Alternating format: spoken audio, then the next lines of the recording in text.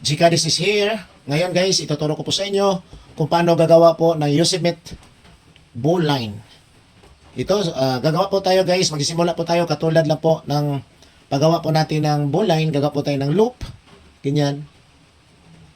At yung end part of the rope, ipapasok po natin sa ilalim po ng ating loop. Ganyan. Tapos, iikot lang po natin ito dito. The same lang po tayo sa bowline guys. Papasok natin iikot natin sa likod dito ng ng standing part. Ganyan. At ipapasok natin dito. Ganyan. So, ayan. Pupunatin po natin itong rope. Ganyan.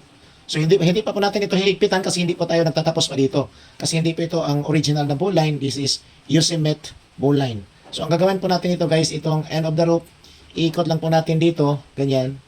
Tapos, ibabalik po natin guys kung saan yung standing part natin na ito. So, kung saan siya nakalagay guys, ipasok po natin siya. Ganyan.